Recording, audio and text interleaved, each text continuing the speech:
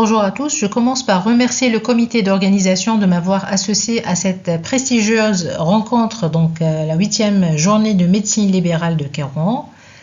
Je m'excuse également énormément de ne pas pouvoir être présente sur place aujourd'hui.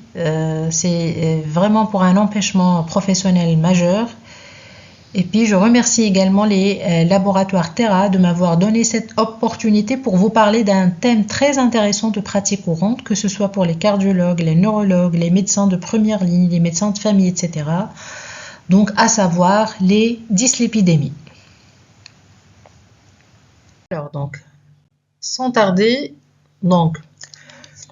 juste pour comparer donc la prévalence de la maladie athérosclérotique ainsi que la prévalence des cancers au cours de la vie d'un individu, sachez que par exemple pour un homme, il a une chance donc d'avoir un cancer, par exemple un cancer du côlon de 4% durant toute sa vie. Donc une femme, elle a une chance de 13%, prévalence de 13% d'avoir un cancer du sein. Par contre, lorsqu'il s'agit de la maladie athéroscléreuse, telle qu'en soit la localisation, sachez que la maladie elle est nettement plus prévalente qu'un cancer. Donc c'est 49% chez les hommes et 32% chez la femme, donc d'où un risque majeur en fait de mortalité d'origine cardiovasculaire. Alors, qu'est-ce que c'est que les dyslipidémies? Donc, par définition, ce sont des désordres du métabolisme des lipoprotéines. Elles se traduisent biologiquement par une élévation du LDL cholestérol et des triglycérides et ou une baisse du HDL cholestérol. D'ailleurs, donc, pour faire le diagnostic, on fait quel type de dosage? Essentiellement une élévation du LDL cholestérol et les triglycérides. Et là, on va distinguer deux types de dyslipidémies, ce qu'on appelle les dyslipidémies primitives, dont la plupart sont d'origine génétique, mais les facteurs nutritionnels et d'environnement influent sur leur révélation, et d'autres sont secondaires, secondaires à certaines maladies ou à des médicaments, et donc elles regressent avec le traitement de l'affection causale. Il est important de rechercher, on va le voir par la suite.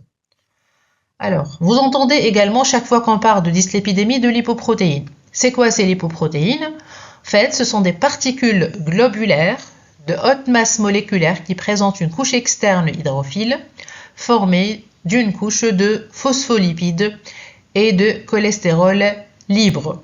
Voilà, donc c'est ça la composition de ces lipoprotéines. Vous trouvez du cholestérol libre et du cholestérol estérifié dedans. Sur la couche externe, c'est du cholestérol qui est essentiellement libre. Et là, donc, si on va prendre un peu la composition de ces différents types de lipoprotéines, en fait, les différents types de lipoprotéines, on va les classer en fonction de leur densité. Si on va faire une électrophorèse d'une migration. Et là, on distingue ce qu'on appelle les chylomicrons, les VLDL, les IDL, les LDL cholestérol, HDL et dernièrement la lipoprotéine A. Ce qui va les distinguer, c'est surtout leur teneur en cholestérol ou bien en triglycérides et également le type d'apolipoprotéine qui est prépondérant. Donc, qu'en est-il du LDL cholestérol? On va faire un petit focus sur cette composante des lipoprotéines, à savoir le LDL cholestérol ou bien le low density lipoprotein ou bien lipoprotéines de faible densité. Elles sont ici du VLDL et du LDL, appauvries en triglycérides et donc riches en cholestérol. Chaque fois qu'on parle de LDL cholestérol, c'est un type de lipoprotéine dont la composition est faite essentiellement de cholestérol et de cholestérol mauvais. Donc, il n'y a pas beaucoup de triglycérides. C'est pour cela, vous le comprenez déjà, pourquoi une augmentation du taux de LDL cholestérol constitue un facteur de risque cardiovasculaire majeur. Et puis, l'objectif de la prise en charge de nos patients, c'est de l'abaisser. Donc, en fait, effectivement, sur le plan clinique et études épidémiologiques, on a bel et bien démontré que l'hyper-LDL cholestérolémie, c'est un facteur de risque cardiovasculaire majeur. Et puis, il n'y a plus de doute aujourd'hui parce que, en fait, comment est-ce qu'on a mis en évidence ça? On a soit via des études observationnelles épidémiologiques, via des analyses même génétiques, des essais cliniques qui sont randomisés et même sur des modèles expérimentaux L'autre chose, le fait de baisser le LDL cholestérol, ça permet de baisser la mortalité cardiovasculaire. On a souvent tendance en fait à négliger en fait, à sous-estimer l'impact d'une augmentation du LDL cholestérol dans l'atteinte cardiovasculaire ou bien dans la survenue par exemple d'un infarctus du myocarde ou bien d'une cardiopathie ischémique ou bien d'un accident vasculaire cérébral. À titre d'exemple, on a tendance par exemple, si mon patient il est diabétique, on a peur, c'est un diabétique donc il est à très haut risque cardiovasculaire. Par contre, parfois, on va trouver une augmentation du LDL cholestérol sur la biologie. On dit non, qu'est-ce qu'il a? Il n'a rien en fait. Non, en fait, il faut oublier ça. Donc, le premier message déjà de cet exposé, c'est que les dyslipidémies, en particulier une augmentation du LDL cholestérol, c'est un facteur de risque cardiovasculaire majeur. On l'a bien démontré dans les études, par exemple dans l'étude Pure. Donc, elle a montré que la dyslipidémie, c'est le deuxième facteur de risque cardiovasculaire prédicteur des maladies cardiovasculaires, donc tout type de maladies cardiovasculaires confondues. Et puis, si on va prendre un peu l'infarctus du myocarde, parmi tous les facteurs de risque, vous voyez là l'HTA, le tabac, l'obésité abdominale, le diabète, etc. Vous voyez que le principal facteur de risque déterminant, c'était une augmentation du LDL cholestérol ou bien du non-HDL cholestérol. La même chose pour les accidents vasculaires cérébraux ischémiques. Donc, la dyslipidémie s'est avérée le deuxième facteur de risque cardiovasculaire, donc prédicteur d'AVC ischémique après l'hypertension artérielle. Et là, dans l'autre bras, on a démontré que c'est toujours bénéfique de réduire le taux de LDL cholestérol puisque une réduction de 1 millimol par litre du LDL cholestérol sous statine, donc, s'accompagne d'une réduction d'environ 25% des événements cardiovasculaires majeurs pour chaque année de traitement. Et ça, c'est très important. Donc, réduire 25% de mortalité d'événements cardiovasculaires. Donc, si je réduis donc de 1 millimol le taux de LDL cholestérol de mon patient, si vous avez par exemple dans vos consultations un patient fumeur avec un taux de LDL cholestérol qui est au-dessus de la cible, et on va voir comment on définit la cible de LDL cholestérol pour chaque patient, le fait de baisser vos gagnés en termes d'événements cardiovasculaires, vous baissez manifestement le risque de votre patient de développer un infarctus du myocarde ou bien un accident vasculaire cérébral. Toujours donc se rappeler que chaque fois que vous êtes face à un patient qui a un taux de LDL cholestérol qui est augmenté, même s'il a juste un peu de tabac par exemple, ou bien même s'il n'a pas d'autres facteurs de risque cardiovasculaire, c'est un patient qui est à risque à chaque moment de faire un accident vasculaire cérébral, à faire un infarctus du myocarde, à faire une artériopathie des membres inférieurs. Donc il faut bien traiter, il faut veiller à baisser son taux de LDL cholestérol et on va voir par la suite quels sont les moyens thérapeutiques pour le faire et c'est ça l'objectif de cet exposé. Alors, on a parlé du LDL cholestérol, donc c'est un marqueur de risque cardiovasculaire majeur. Et là, donc ces dernières années, il y a un nouveau marqueur du risque cardiovasculaire, ce qu'on appelle la lipoprotéine A. Donc la lipoprotéine A, vous allez entendre parler de cela. On l'a introduit récemment pour stratifier le risque également cardiovasculaire du patient. C'est quoi en fait ? C'est du LDL, mais sur lequel on a une protéine spécifique qu'on appelle l'apolipoprotéine petit a. Et puis la longueur de cette apolipoprotéine est génétiquement déterminée. Donc le taux de LPA, de lipoprotéine A chez chaque individu de nous, donc elle est déterminée génétiquement. Donc ce qu'on va recommander, c'est de faire le dosage de cette lipoprotéine-là, donc A, une fois par an, donc une fois pendant la vie de chacun pour stratifier entre guillemets donc ses facteurs de risque cardiovasculaires et ça c'est très important. Donc le dosage n'est pas cher, donc à peu près ça coûte aux alentours de 46-47 dinars, c'est disponible en Tunisie. Donc surtout on va le faire quand chaque fois que vous avez un sujet jeune qui fait des infarctus du myocarde, qui fait un accident vasculaire cérébral, donc que vous ne trouvez pas d'explication, par exemple il n'est pas hypertendu, il n'est pas tabagique, son taux de LDL cholestérol n'est pas élevé, il faut doser son taux de sa lipoprotéine A, et là, le cut-off, c'est supérieur à 50 mg par donc, litre. Donc, chaque fois que c'est supérieur ou bien 0,5 g, donc ça veut dire que c'est un patient qui est génétiquement à très haut risque de développer, un événement cardiovasculaire. Donc, vous pouvez le faire pour vous-même, c'est-à-dire, donc, pour chaque patient, donc, à partir de l'âge de 40 ans, par exemple, on va dire, ou bien même avant, on va lui faire ce dosage, on va, par exemple, entre guillemets, prédire son risque de développer un événement cardiovasculaire, même s'il n'a pas d'autres facteurs de risque. Ceci nous mènera peut-être à être plus vigilants, à intensifier le contrôle d'éventuels autres facteurs de risque, etc. Et j'incite donc, si vous allez faire de la littérature, vous allez trouver énormément de publications sur cette lipoprotéine A, et on va y revenir donc dans notre topo. Voilà, donc comme je l'ai dit, c'est associé en fait l'augmentation, donc c'est associé, donc, et puis vous voyez le cut-off c'est de 50, donc 50 mg par donc, décilitre, donc inférieur à 30, c'est rassurant, entre 30 et 49 c'est une zone grise, plus que 50, votre patient il est à très haut risque de développer un événement cardiovasculaire, donc majeur. Voilà, en fait, donc comme vous le voyez là, donc par comparaison à LDL cholestérol classique, c'est plus grave. Donc vous voyez là, donc et puis c'est surtout lié au phénomène pro-inflammatoire de cette lipoprotéine, les phénomènes donc oxydants, etc. Le stress. Elle a également un effet sur la thrombose, sur la thrombogenèse, etc. Donc c'est ça, donc c'est la même chose. Et puis pour dire, même dans les recommandations de la Société européenne de cardiologie, on insiste beaucoup donc sur donc ce dosage de lipoprotéine A et son association avec les événements cardiovasculaires. Alors, troisième élément de ces dyslipidémies auxquelles on est souvent confronté dans notre pratique courante, c'est une augmentation du taux des triglycérides.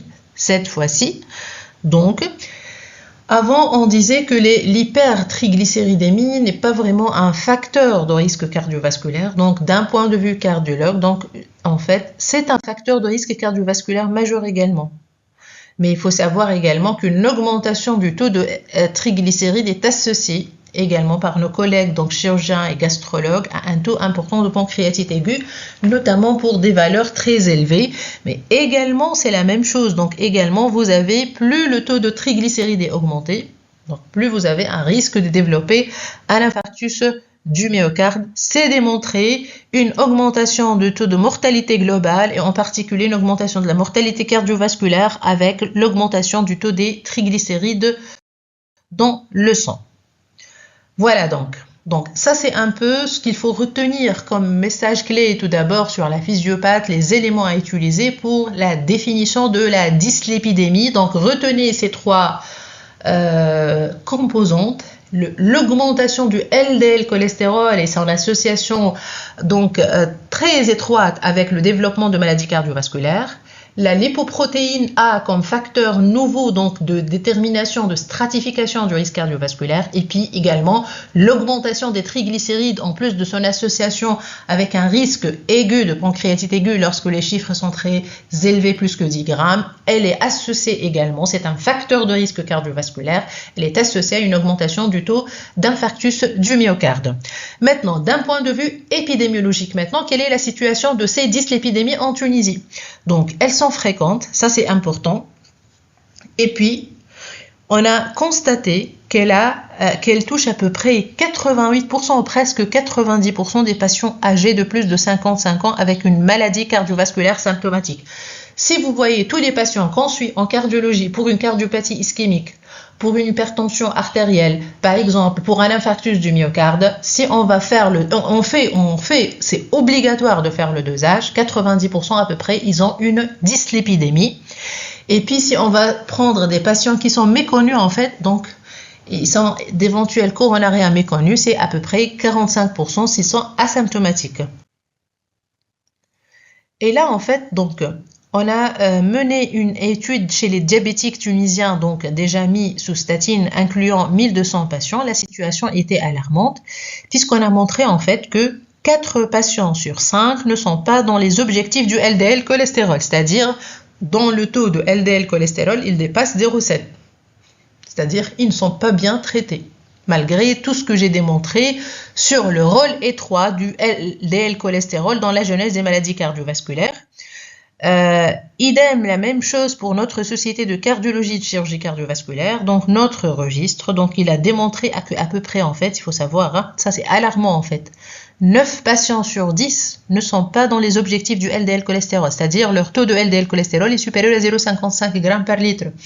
Ça veut dire quoi? On fait l'angioplastie, il y a une énorme dépense, on traite le patient, il est très bien, il est même parfois sous traitement, il est sous statine, il est observant et malgré cela, donc on a 9 patients sur 10 qui ne sont pas donc dans la cible, ça veut dire qu'ils restent vraiment à risque de récidiver, surtout leur événement cardiovasculaire, donc un risque de mortalité qui est plus important par rapport au premier épisode. C'est ça en fait, c'est notre registre tunisien Nature Stop CHD. Donc on a montré ça. Donc on a montré deux choses. Tout d'abord que plus que 85% de nos patients qui ont eu une angioplastie des coronariens après un an de suivi, ils sont toujours fumeurs. Donc ça c'est le premier élément. Deuxièmement, 9 patients sur 10, ils ont des taux de LDL cholestérol au-dessus de la cible thérapeutique. Donc malgré des doses optimales de statine en monothérapie. Donc si vous voyez donc en cardiologie, tous les patients qui sortent, ils sont sous statine. Les statines, elles sont disponibles de partout. C'est rare même que le patient arrête ses statines et malgré cela, le LDL cholestérol, il reste élevé. Donc on va revenir pour cela. Quelles sont les options actuelles, en particulier, quelles sont les options fournies par Thera? Voilà. Donc si on va voir maintenant un peu quelles sont les différents agents hypolipémiants qui ciblent le taux de LDL cholestérol. Donc, on l'a dit, donc classiquement, vous voyez donc les statines qui agissent au niveau hépatique, donc sont des inhibiteurs de la HMG-CoA réductase, donc ils vont inhiber la synthèse en fait du LDL cholestérol.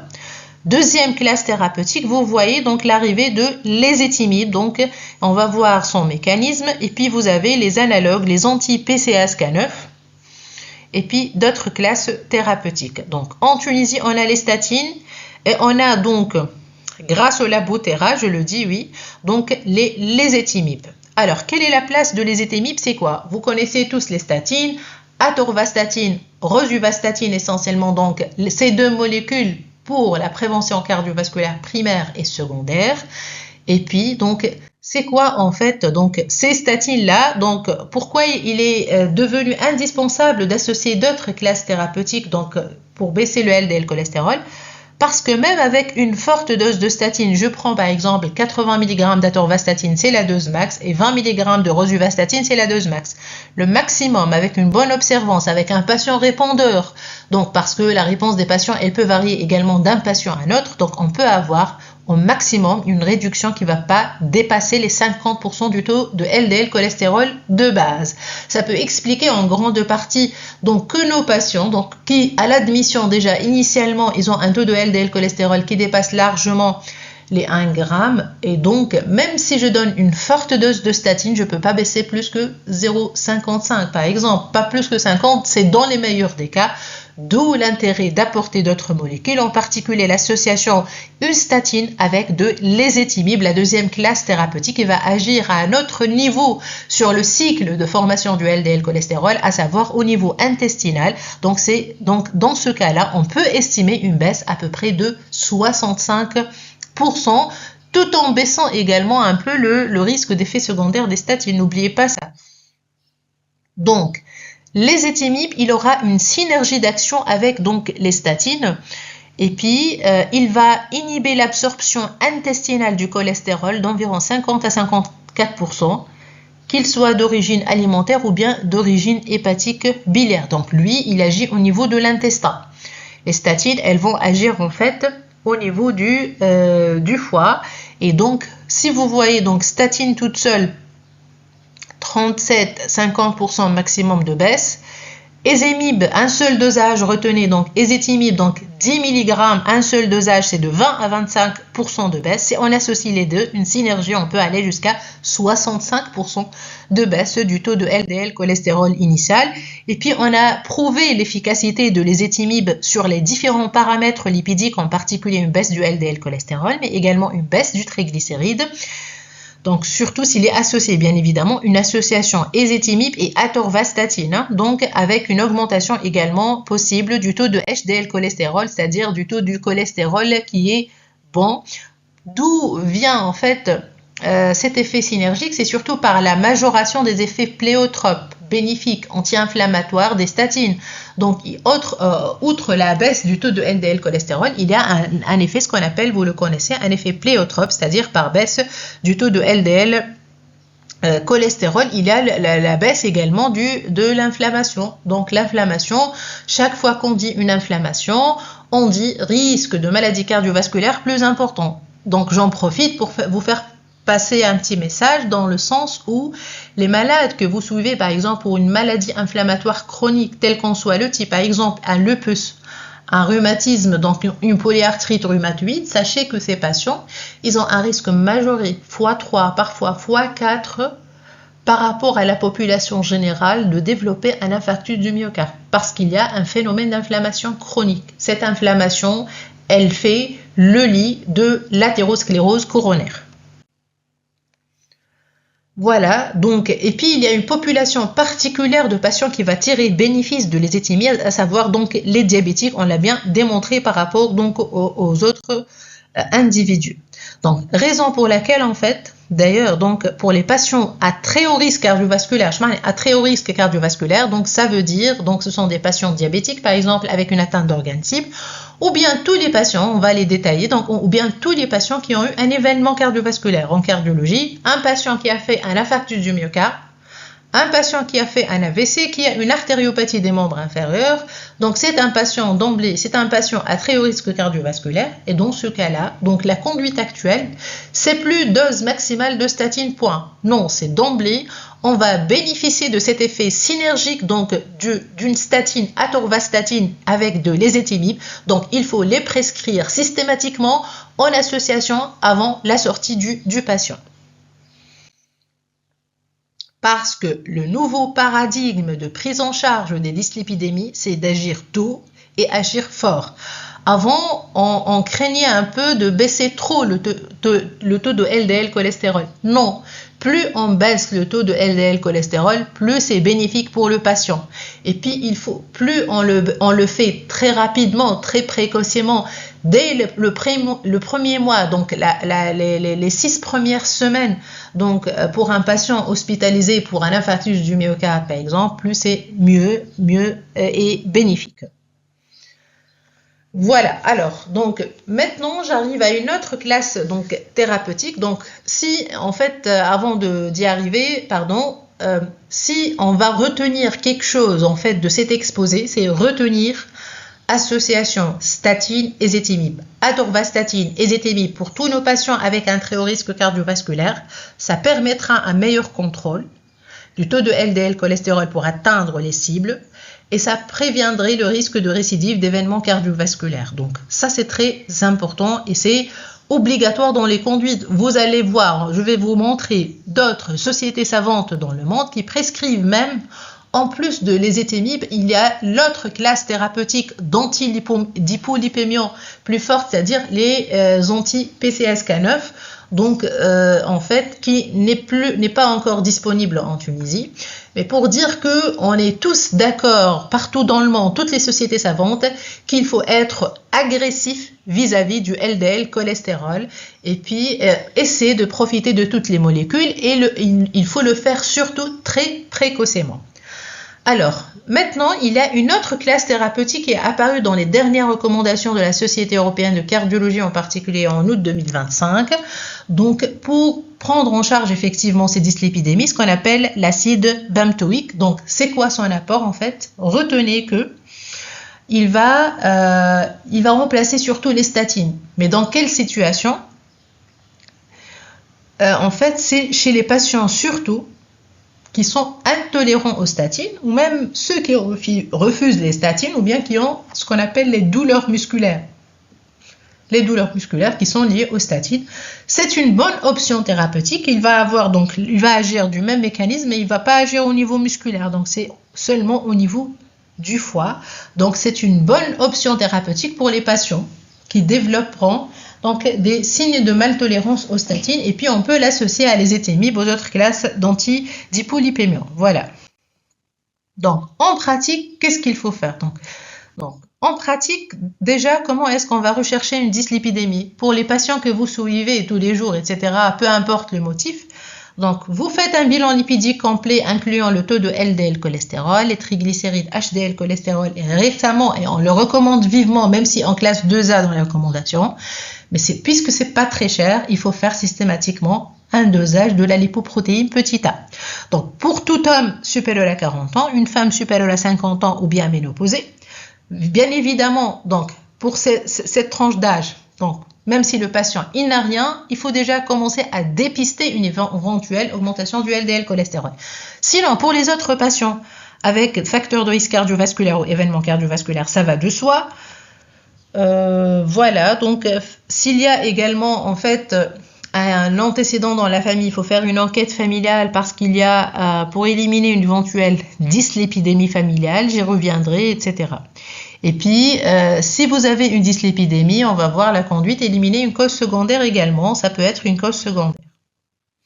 Donc, c'est quoi une cause secondaire? Donc, devant toute dyslipidémie, le bilan de première intention, dosage de la TSH, glycémie à jeun, créatinine, le bilan hépatique, la protéinurie. Donc, puisque une augmentation du LDL cholestérol, elle peut être secondaire à une hypothyroïdie, une cholestase, un syndrome néphrotique, elle peut se voir au cours du 3e trimestre de la grossesse. Une augmentation du taux des triglycérides, elle peut se voir dans le cadre d'une insuffisance rénale chronique avec un débit de filtration inférieur à 45, l'alcoolisme également, une cause majeure, l'obésité, le syndrome métabolique, le diabète, et puis n'oubliez pas les causes iatrogènes, donc il faut faire une enquête donc policière donc à l'interrogatoire, donc en particulier ce qu'on prescrit fréquemment donc c'est les corticoïdes. Il y a les œstroprogestatifs, les œstrogènes par voie orale, puis les antirétroviraux, par exemple les patients HIV, les neuroleptiques, des diurétiques thiazidiques, etc. Ce sont des causes éventuelles de dyslipidémie. Donc, à vérifier cela avant de parler de ce qu'on appelle les dyslipidémies primaires qui sont classées en 5 types. Et puis, donc, le type le plus fréquent, donc, le type 1, donc, c'est une hypertriglycéridémie exogène, pardon, puis le type 2, le type 3, le 4 et le 5, et puis le type le plus fréquent auquel on est confronté, c'est surtout le type 2, donc, le classique. Donc, c'est quoi le type 2? Qui comprend deux entités, le 2A et le 2B. Le 2A, donc, surtout monogénique, ça définit l'hypercholestérolémie familiale, avec deux formes, hétérozygote, homozygote, et là vous le suspectez, donc chaque fois que vous avez un taux de LDL cholestérol en fait qui va dépasser les 2 grammes, avec des événements cardiovasculaires précoces, donc dans la vie, donc ça dénote du terrain génétique, de l'hérédité. Par contre, en fait, donc, le type le plus fréquent, ce qu'on voit pour nos patients souvent classiques, vous allez avoir une augmentation du LDL cholestérol, parfois avec baisse du HDL, et un taux de triglycérides supérieur à 2 grammes. Donc, c'est 1 à 2% de la population générale. Ça explique 10% des syndromes coronariens avec avant l'âge de 60 ans. Et puis là, également, donc, un rôle majeur de l'environnement, donc interaction de multiples jeunes et de l'environnement, en particulier le syndrome métabolique, l'obésité. Donc ça, c'est le type le plus fréquent, donc c'est le type classique de nos patients de tous les jours. Alors, après avoir donc vu ça, maintenant, donc je veux traiter le taux de LDL cholestérol pour mes patients. À quelle cible je dois le baisser? Et là, donc selon les recommandations de la Société européenne, on doit classer notre patient. Chaque fois que vous voyez un patient en consultation, la première question, donc d'un point de vue protection cardiovasculaire, c'est quoi son taux de LDL cholestérol? Quel est le risque cardiovasculaire de mon patient? Et à partir de ce risque, je dirais le seuil au-dessous duquel je dois baisser son taux de LDL cholestérol. Et donc, la société savante, elle a classé les patients en très haut risque modéré, bas risque. Le très haut risque déjà, donc tout patient qui a fait un événement ischémique aigu, syndrome coronarien, encore stable, il a une angioplastie, un accident vasculaire cérébral, même un AIT, un AVC, une artériopathie des membres inférieurs. Donc, chez chaque patient chez qui on a fait une coronarographie ou bien on a trouvé oui, des sténoses supérieures à 50%.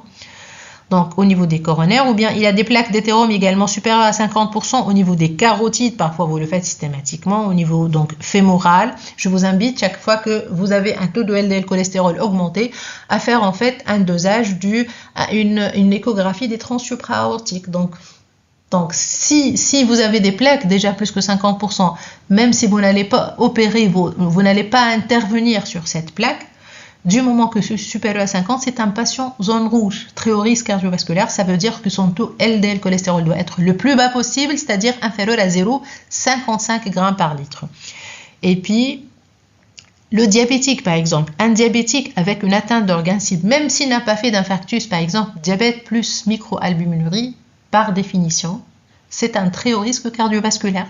C'est-à-dire que le LDL cholestérol doit être inférieur à 0,55 g. Donc, un diabète également de type 1, mais qui est très ancien, qui date de plus que 20 ans, même s'il n'a pas d'atteinte d'organes cibles, même s'il n'a rien fait. Donc, ça, c'est très haut risque également. Un diabète avec au moins 3 autres facteurs de risque cardiovasculaire, c'est-à-dire donc diabétique, tabagique, obésité, hypertendu et une hypercholestérolémie. Ça, c'est les facteurs de risque majeurs. C'est pas le stress, par exemple. Donc, voilà. Donc, s'il a ça, donc c'est qu'il est à très haut risque. Les insuffisants rénaux avec un DFG inférieur à 30, l'hypercholestérolémie familiale également, c'est un facteur de risque, ou bien le score de risque calculé supérieur à 20. Donc 20%. Déjà, il faut retenir cette zone rouge, cette catégorie de patients. J'insiste sur le diabétique. Donc on le néglige souvent, puisque pour nous, c'est peut-être les patients seulement qui ont fait un AVC ou un IDM qui sont à très haut risque. Non. Donc la liste, elle est plus large. Et puis, pour chaque patient en dehors de cette liste-là, on recommande de calculer son score de risque. Et là, on va utiliser soit le score 2 ou bien le score de OP. OP pour Old People, c'est pour les personnes âgées. Donc, on va utiliser donc ce score de risque supérieur à 20%. En fait, ça définit un patient à très haut risque cardiovasculaire. Voilà, c'est la même chose. Donc, j'ai repris ça. Ça veut dire quoi un patient à très haut risque cardiovasculaire? Donc, c'est-à-dire c'est une mortalité cardiovasculaire importante. Parfois, en fait, chez certains patients, le risque, il est modéré.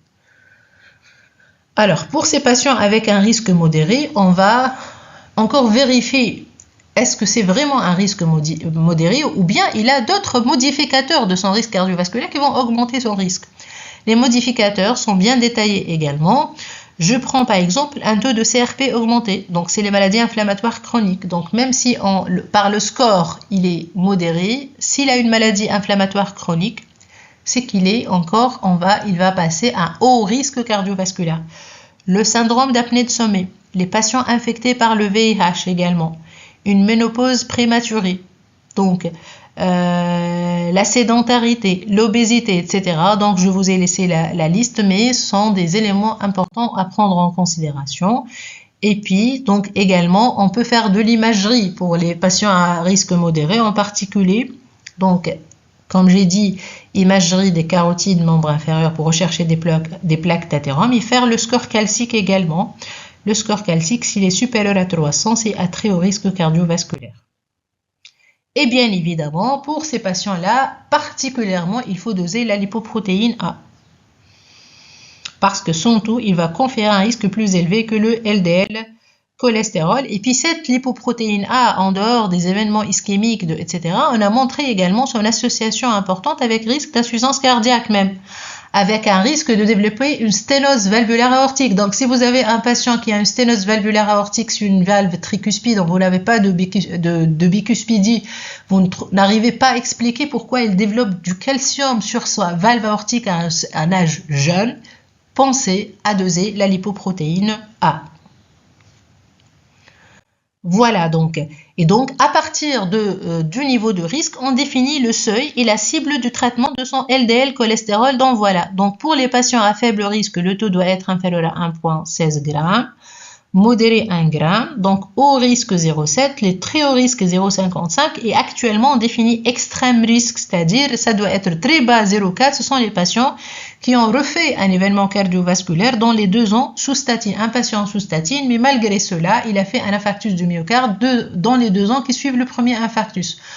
On doit baisser encore plus son taux de LDL cholestérol. Voilà donc. Donc, je passe, ça c'est pour l'apoprotéine B. Parfois, chez certains patients, on peut l'utiliser également pour stratifier le risque. Vous avez vu que cette apoprotéine B par rapport aux lipoprotéines, elle se trouve en fait sur le mauvais cholestérol, sur le LDL cholestérol, IDL, VLDL, par exemple, on ne la trouve pas sur le HDL cholestérol. Donc, son dosage, elle peut être également le reflet du risque cardiovasculaire. Donc, du patient, on peut l'utiliser dans l'évaluation du risque en classe 1, c'est une recommandation en classe 1, chaque fois que vous avez un LDL très bas que vous n'arrivez pas à expliquer en fait, syndrome métabolique, obésité, diabète et hypertriglycéridémie. Voilà, donc ça c'est juste un mot pour l'hypercholestérolémie familiale. Donc, quand est-ce qu'il faut y penser? Il faut savoir que 50% des hommes avant 50 ans et 30% des femmes avant 60 ans porteurs d'hypercholestérolémie familiale non traitée vont présenter un événement cardiovasculaire. Le risque il est très important, plus que 10% par rapport à la population générale. Et puis, si on dépiste précocement, on va prévenir donc cette mortalité. Quand est-ce qu'il faut penser à une hypercholestérolémie familiale? Si vous avez une maladie coronarienne précoce, c'est-à-dire inférieure à 55 ans chez l'homme, inférieure à 60 ans chez la femme. Si vous avez des antécédents familiaux de maladies cardiovasculaires prématurées, famille avec des xanthomes, le taux de LDL s'il dépasse 1,9 g, donc c'est pas les 3 grammes, déjà 1,9, il faut commencer à penser.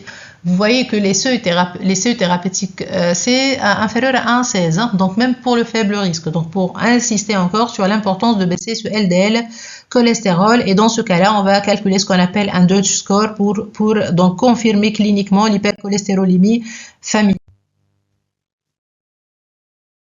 Un mot sur l'insuffisance rénale. L'insuffisance rénale, surtout s'il est dialysé, en fait, il est à très haut risque cardiovasculaire. Donc ça, il ne faut pas l'oublier. Donc il faut lui donner une statine en prévention secondaire.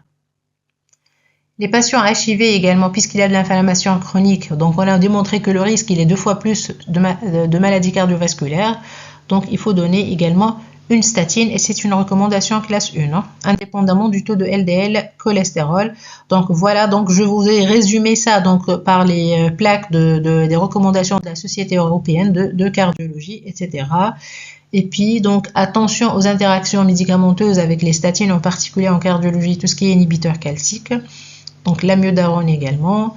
Puis les traitements du VIH également. Donc le traitement, donc dosage des statines, ça se base essentiellement sur la clinique, mais également donc le dosage des alates, des CPK, etc. Tout en sachant que la vraie intolérance, les effets secondaires graves, ils sont vraiment très rares. Mais donc on aura possiblement donc prochainement donc d'autres options thérapeutiques pour ces patients qui sont intolérants. Également l'autre chose en fait, le fait de baisser la dose max de statine en fait et d'associer donc au lieu de donner par exemple atorvastatine 80 seulement, on donne systématique maintenant la conduite, c'est atorvastatine 40 avec de l'ézétimib 10 mg. Donc ça donne une baisse plus importante, 65% de LDL cholestérol. Effet synergique, effet anti-inflammatoire, donc pléiotrope, et surtout, ça va baisser le risque des effets secondaires des statines. Donc ça, c'est déjà donc la conduite pratique actuelle. Donc c'est ce qu'on fait. Puis là, je vous ai parlé un peu des autres actions, des autres classes thérapeutiques, les anti-PCSK9, etc. Donc je vous laisse à voir tranquillement, en sachant qu'on n'a pas ces classes thérapeutiques donc en Tunisie. On l'espère donc très prochainement. Voilà. Voilà donc, ça c'est toutes les recommandations pour insister sur. Donc c'est tout ce que je viens de dire. Et puis en fait, il y a toujours des questions qui attendent un peu de réponse dans la recherche. En particulier, on n'a pas de réponse, surtout chaque fois que je trouve un taux de LPH augmenté, l'hypoprotéine A augmenté chez les sujets jeune, est-ce qu'il y a une classe thérapeutique qui va baisser ce LPA? Donc, pour le moment, non. Vous avez vu quand on traite le LDL et les triglycérides, donc, etc. Et puis là, j'insisterai pas, donc pour finir avec cette présentation, c'est pour dire que après un syndrome coronarien aigu, il faut taper fort, donc contre le LDL cholestérol, et très rapidement, très précocement. Ça a été prouvé par toutes les études, tous les registres. Ça améliore nettement la mortalité cardiovasculaire, ça baisse le risque de récidive d'un infarctus donc du myocarde. D'ailleurs, donc il faut, donc c'est une recommandation classe 1. Il faut intensifier, on l'utilise, donc il faut l'intensifier durant l'hospitalisation du patient. Donc, et puis c'est high intensity statin avec ezetimibe. Donc c'est une association obligatoire, donc en espérant que l'ezetimibe sera pris en charge, remboursé. C'est pas vraiment très cher par rapport aux bénéfices du patient, mais on estime qu'il sera pris en charge par la caisse de maladie, par la CNAM. Voilà. Donc juste en fait ça c'est les traitements, les classes thérapeutiques et leur effet sur les triglycérides, etc. Voilà. Donc puis justement en fait donc sur quelque chose qui est la mode actuellement, les compléments alimentaires, les suppléments alimentaires, etc. Donc parfois on prescrit une statine, on prescrit des molécules à nos patients dans l'optique de baisser le LDL cholestérol. C'est un patient à très haut risque. Il te dit non docteur, j'ai arrêté, je vais prendre d'autres choses. Donc j'ai des compléments alimentaires, donc des plantes, etc. Et vous voyez bien, aucune de ces molécules-là, donc ni des oméga 3 par exemple, ni l'ail, ni rien du tout, donc qui aura le même effet de baisser le taux de LDL cholestérol qu'une statine. Voilà. Donc rien ne peut remplacer la prise de statine ou bien la prise des ezetimibe, éventuellement. Voilà, donc ça c'est pour dire que LDL cholestérol doit être très très bas et rapidement après un syndrome donc coronarien aigu. Et là j'ai mis un peu les recommandations de la société saoudienne. Après un syndrome coronarien aigu, en fait ils vont très fort. C'est-à-dire qu'est-ce qu'ils donnent systématiquement et en classe 1 hein? Ils donnent la statine avec l'ézetimibe ou bien anti-PCSK9. Donc, ils ont la troisième classe thérapeutique, même si c'est cher, mais ils donnent. C'est pour dire qu'ils tapent très fort pour baisser le plus tôt possible, dès l'hospitalisation, le taux de LDL cholestérol donc, de leurs patients. Donc, si on veut retenir quelque chose, c'est start as early as possible, treat much more aggressively, new LDL cholesterol targets for very high risk, donc inférieur à 0,55 et 0,4 même. Et puis, use more lipid lowering combination. Il faut les combinaisons. Statine et ezetimibe, par exemple, pour le moment, ce qui est présent en Tunisie. Et puis, the lower, the better, and the lower for lifelong. Voilà donc, et puis j'insisterai pas sur le calcul du score de risque à chaque fois que vous avez un patient, stratifié son risque cardiovasculaire. N'oubliez jamais ça. Puis je vous remercie pour votre attention.